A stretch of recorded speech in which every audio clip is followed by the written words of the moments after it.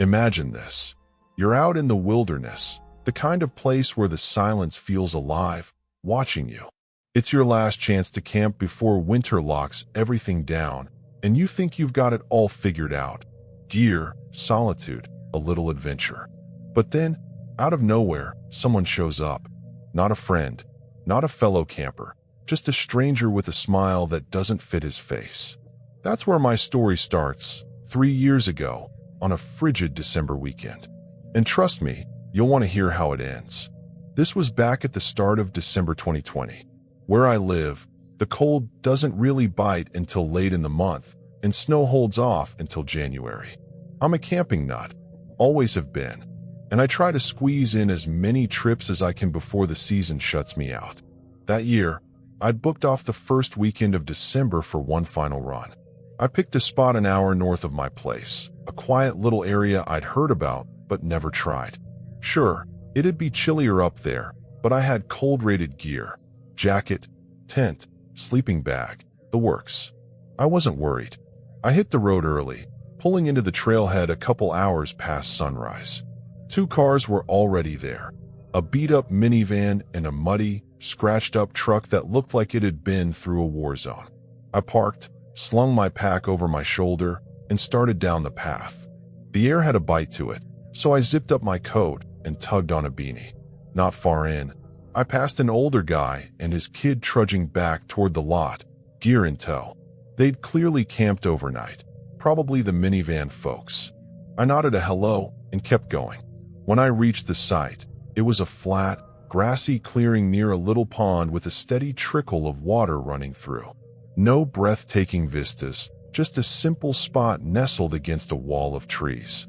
I expected maybe one other person, given the truck, but it was empty. No tents, no signs of life. Fine by me. I staked my tent near the tree line and settled in. The day started slow. I pulled out my journal, scribbled some thoughts, and watched the clouds drift. But as the hours ticked by, the temperature plummeted. By late afternoon, my breath was fogging up in front of me.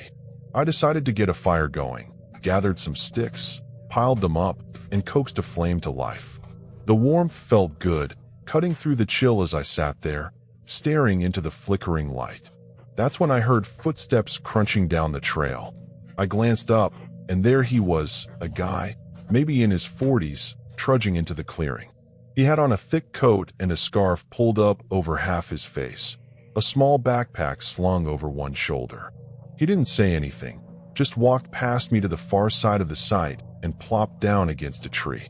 I noticed his pack looked flat, like it was barely holding anything. Weird, but I figured he might be waiting for someone. Time dragged on, maybe 45 minutes, and no one else showed. The guy didn't move, didn't unpack, just sat there, staring out at the pond. His stillness started to gnaw at me. Was he lost? Sick? I couldn't tell. Then, out of nowhere, he stood up and started walking toward me. My gut tightened as he crossed the clearing, stopping on the other side of my fire. He sat down, the flames dancing between us, and flashed a smile. "Hope you don't mind me warming up here," he said, voice low and smooth. "It's colder than I thought out there." I nodded, forcing a grin. "No problem," I said, trying to play nice. But something was off. His smile was wide, almost too big, but his eyes, half-lidded, sunken, looked drained, like they belonged to someone else. "You got a tent?" I asked, glancing at his flat pack. "It's gonna drop tonight."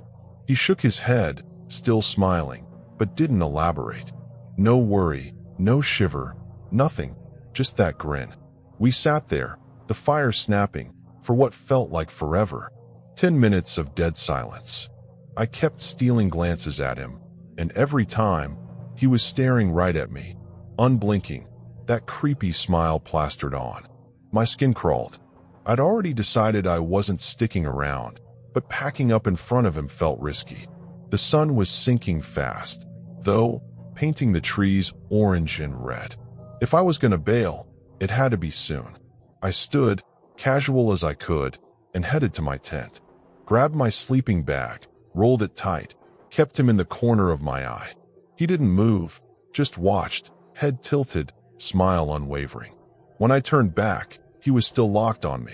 Then he got up, slow and deliberate, holding my gaze. My heart thudded.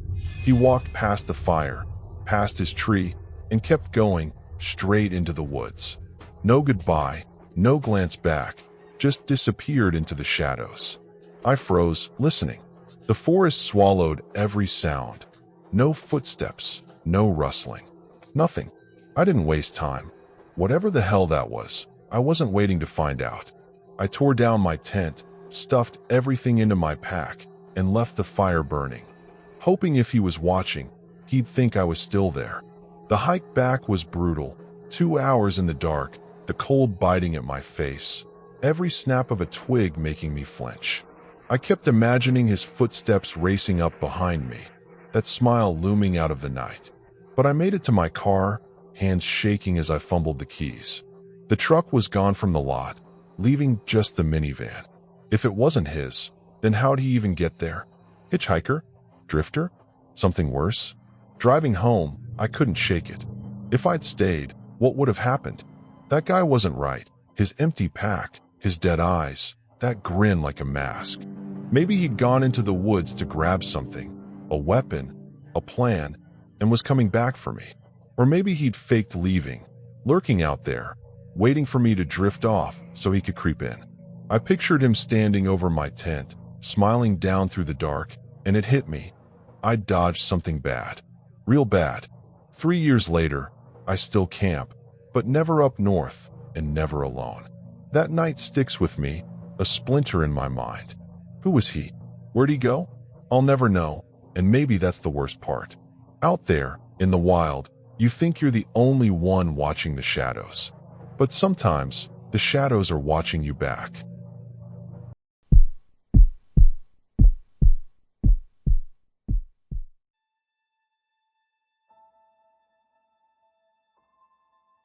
This was a few years back, sometime in the middle of fall. I've got a decent chunk of forested land behind my house. Nothing fancy, just a thick stretch of trees that I like to escape into every now and then. It's my little slice of nowhere, perfect for a quick camping trip when I need to unplug. The spot I use isn't much, just a cleared patch about a 10 to 15-minute walk from my back door. No grand views or babbling brooks, just a quiet nook surrounded by pines and oaks. That day, around 4 p.m., I decided to head out there. The air was crisp, leaves crunching underfoot, and I figured it'd be a mellow night by the fire. That's how it was supposed to go anyway. I hauled my gear down the familiar path, the forest humming with its usual sounds, birds winding down, a breeze rattling the branches. When I got to the site, I started setting up, staking the tent, arranging my chair, the usual routine. As I was hammering in a peg, something caught my eye out in the trees. About 100 yards off, there was a person, just a vague shape moving through the woods. They were walking away from my house, heading toward the neighbor's property that borders mine. Now, technically, this is private land, and the only way to get here is by cutting through someone's yard, mine or the neighbor's. I wasn't mad about it, just puzzled. Who'd be out here and why? They were too far to call out to, and they didn't seem to notice me, so I let it slide and went back to my setup. The next few hours were uneventful. I kicked back in my chair, sipping a coffee and soaking in the stillness as the sun dipped below the tree-line. A gray fog rolled in with the dark, softening the edges of the forest. I got the fire pit going, stacking logs and watching the flames lick up into the night. It was peaceful until it wasn't. About an hour after sunset, as I was tossing a few more sticks into the blaze, I heard it. Footsteps. Not the slow, casual kind. These were fast, heavy, urgent. Someone was sprinting through the woods, crashing through underbrush like they were running for their life. I spun around, peering into the black beyond the firelight. The sound came from my left, tore past the edge of my campsite, and faded off to the right, deeper into the trees. It was definitely a person. No animal moves like that, but I couldn't see a damn thing. My pulse kicked up a notch. I stood there, ears straining, trying to make sense of it. Who runs full tilt through a pitch-dark forest? It didn't feel right. For a second, I thought about packing up and heading home, but the footsteps hadn't come close. They'd blown right by, like I wasn't even there. I told myself it was nothing, just some weirdo cutting through, and if they wanted trouble, they'd have stopped. So I stayed, kept the fire roaring and sat there, listening hard, for another couple of hours. The night went quiet again, save for the crackle of burning wood. Around 10 p.m., I let the flames die down, crawled into my tent, and drifted off. Sleep didn't last. I snapped awake, don't know how long I'd been out, to the sound of footsteps again. This time, they were coming toward me, fast and deliberate, pounding the dirt. My eyes flew open, heart slamming against my ribs. The noise got louder, closer, then stopped, dead silent, right outside my tent. I sat up, holding my breath, staring at the thin nylon wall. In the faint moonlight filtering through, I saw it. A shadow, human-shaped, rocking back and forth like they were swaying, peering in. Then came the sound that turned my blood to ice. A sharp, ripping screech. My gaze darted left. A knife blade glinted as it sliced through the fabric, cutting a jagged slit. Through the gap, a pair of eyes locked onto mine, wide, unblinking, boring into me. I didn't think.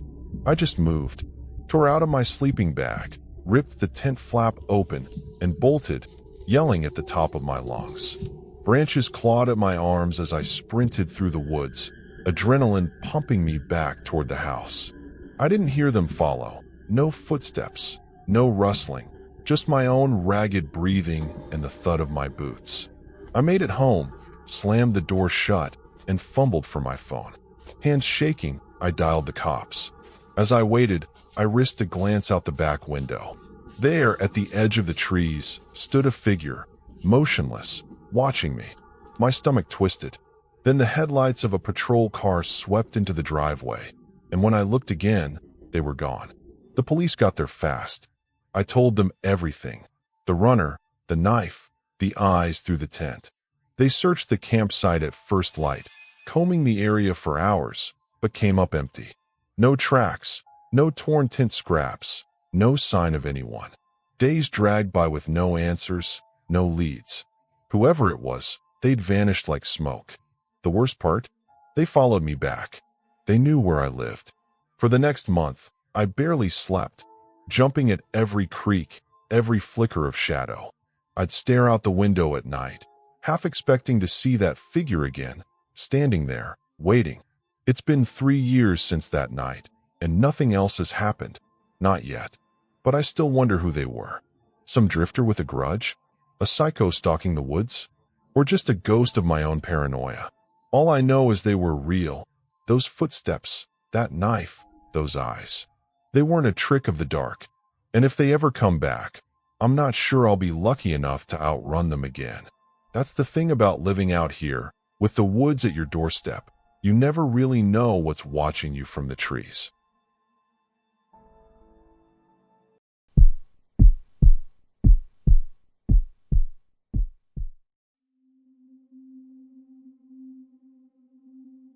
This was back in 2016.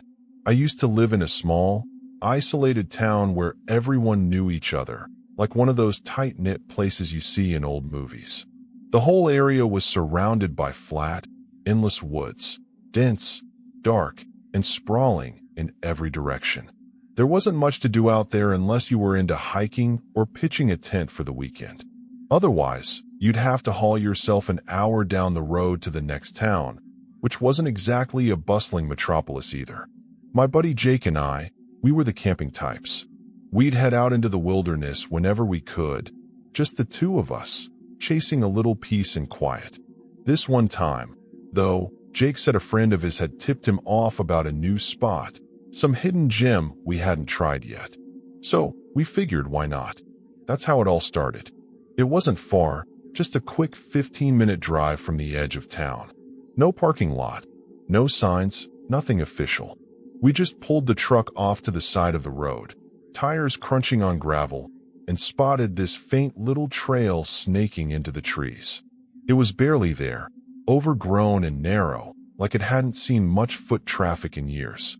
We grabbed our gear and started trekking in. After about an hour of weaving through the forest, we reached the spot. Jake's friend had promised a killer view of a lake, but when we got there, we couldn't help but laugh. A lake? More like a swamp, a murky, green mess of a pond, choked with weeds and buzzing with mosquitoes. Maybe it had been something prettier once, years back, but now? It was a letdown, to say the least. Still, as we stood there chuckling, Jake's eyes caught something across the water. "Hey, check that out," he said, pointing. I squinted through the haze. Sure enough, there was a tent pitched on the far side, half hidden among the trees. It was too distant to make out any details, just a lonely splash of color against the woods. Then my gaze slid along the pond's edge, and that's when I saw it, a figure. Someone was standing there, right across from us, motionless, staring in our direction. I lifted a hand, gave a quick wave, just a reflex to keep things friendly, you know? We figured it was whoever owned the tent. No big deal. We shrugged it off and found a decent spot to set up camp, a little hill a safe distance from the swamp's muddy shore. The day rolled on like usual. We tossed a frisbee around, cracked open some beers, and swapped stories as the sun dipped lower. Every now and then, one of us would glance back at the water, curious about that other camper. Thing is, we never saw them again. Not by the tent, not anywhere. It was like they'd vanished into the trees, or maybe they were just lurking out of sight. It was odd, sure, but not enough to ruin the vibe. Not yet. As dusk settled in, we gathered some dry branches and got a fire going. The flames popped and hissed, casting jittery shadows around us as we settled into our camp chairs with dinner sizzling on a skillet. We were in the middle of some dumb argument about who'd win in a fight, bear or shark, when Jake bolted upright, his chair scraping the dirt. His face went pale, eyes locked on something behind me. "What?" I said, twisting around fast. My heart skipped. There, maybe 20 feet away, just beyond the firelight, stood a silhouette. Long, tangled black hair hung over their shoulders, and they were draped in dark, shapeless clothes. The shadows swallowed up any details. No face, no features, just a human-shaped void staring at us. "Hey," Jake called out, his voice shaky but loud. "You okay over there?" I added, trying to sound calm. For a second, they didn't move, just stood there, silent and still. Then, quick as a deer, they turned and darted off into the darkness. I whipped around to Jake, and we exchanged this jittery, half-laughing look, like, what the hell was that? Neither of us had a good answer. We tossed around guesses. Maybe it was the person from the tent. Maybe they were just some weird loner wandering the woods. Whatever it was, we brushed it off enough to keep the night going. Looking back, I can't believe we didn't pack up right then. Guess we were too young, too cocky to let it get under our skin. Hours later, I crashed in my tent. The fire's glow long faded. Sleep hit me hard, until it didn't. I jolted awake to the sound of my tent flap ripping open. Jake was there, shaking me, his breath coming in ragged gasps. His eyes were wide, wild with panic. "Get up, man. Get up," he hissed. I stumbled out, adrenaline surging. "What's going on?" I mumbled, still half-dazed. He grabbed my arm, pulling me toward the dying embers of the fire. I heard someone, outside my tent. I looked out, and that same freaking person was standing right by yours. When they saw me, they took off. My stomach dropped. I scanned the darkness, but the woods were a wall of black. No movement, no sound, just the faint rustle of leaves in the breeze. Jake was a mess, pacing and muttering, and I tried to play it cool, keep us grounded. We had two choices: risk the narrow trail back to the truck in the pitch dark, or hunker down and wait it out. Neither felt good, but we went with the second option. We rebuilt the fire, piling on every scrap of wood we could find, and sat there, wide awake, watching the shadows. Our bags were packed, boots on, ready to bolt if we had to. The night dragged on, every snap of a twig or gust of wind spiking our nerves. Somehow, we made it to dawn. The second the sky turned gray, we were out of there, grabbing our stuff and booking it down that faint little trail. My legs felt like lead, but I didn't care. We just wanted distance between us and whatever the hell had been out there. Back in town, we couldn't shake it. After some back and forth, we decided to swing by the police station and file a report. Better safe than sorry, right? We figured it'd just be a heads up for anyone else camping out that way. Some weirdo creeping around the woods wasn't exactly normal. We didn't expect a call back that same afternoon. "Can you come in?" The officer said over the phone, voice tight. Jake and I exchanged a look and headed down. When we got there, they sat us down and started asking questions, way more than we'd expected. Turns out, that tent we'd seen across the swamp, it belonged to a guy who'd gone missing over a month ago. The cops had been looking for him, and our story lit a match under the case. They sent a team out to search the area, but they came back empty-handed. No tent, no trace, nothing. Then they showed us a photo of the missing guy. Jake and I stared at it, and a cold shiver ran through me. It wasn't him. The person we'd seen, the one lurking by my tent, the one watching us, wasn't the guy in the picture. That hit us like a brick. If it wasn't him, then who was it? And where was the missing guy? The pieces started clicking in the worst way possible. Whoever we'd run into out there, they weren't just some random drifter. They might have had something to do with that guy vanishing. And if Jake hadn't woken up when he did, I could have been next. We didn't sleep easy for weeks after that. Every creak in the house, every shadow outside the window, had me jumping. Even now, years later, I can't shake the image of that figure standing in the dark, watching us, waiting. And I wonder, did we dodge something truly evil out there in those woods?